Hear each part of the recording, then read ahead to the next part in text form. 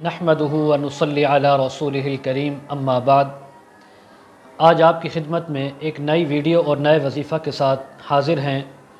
آج کا وظیفہ ان مرد و خواتین کے لیے جن کو یہ شکایت ہوتی ہے کہ ہمیں رات کو نیند نہیں آتی، بغیر گولیاں اور ٹیبلٹ کھائے ہمیں رات کو سکون نہیں آتا، چین نہیں آتا اور نیند نہیں آتی۔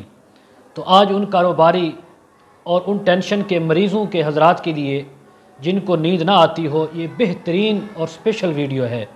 ویڈیو کو آپ نے توجہ سے سننا ہے، اور اگر ویڈیو آپ کو اچھی لگے ہمارے چینل کو آپ نے سبسکرائب بھی کرنا ہے اور ویڈیو کو لائک بھی کرنا ہے۔ وظیفہ شروع کرنے سے پہلے وہی دو ہدایات کہ وظیفہ جب بھی آپ سٹارٹ کریں 5 وقت کی نماز کی پابندی، بدن اور کپڑوں کا پاک ہونا۔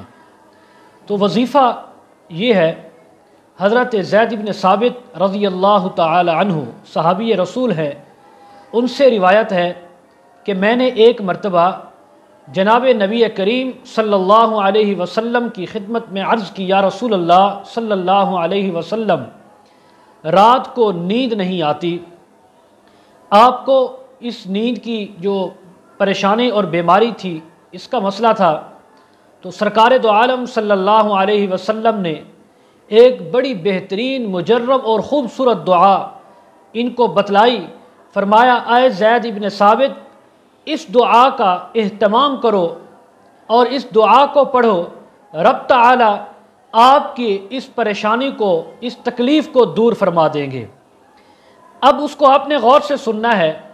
یہ دعا آپ نے رات کو سونے سے پہلے اول آخر ایک بار درود شریف اور اس کے بعد یہ دعا پڑھنی ہے 3 بار۔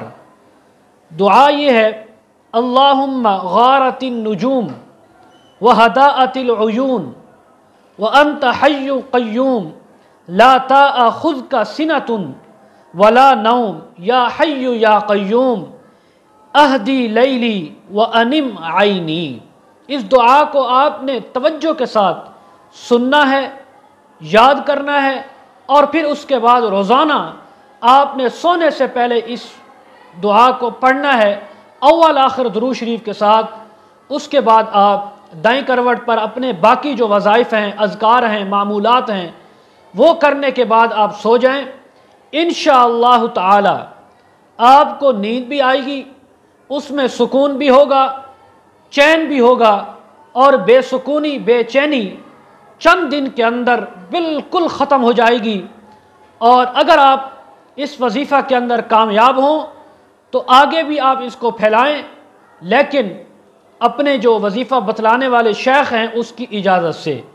میں آپ کو اجازت دے رہا ہوں، آپ اس وظیفہ کو کریں، اور اگر آگے آپ نے کسی کو بتلانا ہے تو وہ ہم سے اجازت لے کر آپ اس کو آگے بھی بتلا سکتے ہیں۔ اللہ تعالی ہم سب کو صحت عطا فرمائے، اللہ ہمارا حامی و ناصر ہو۔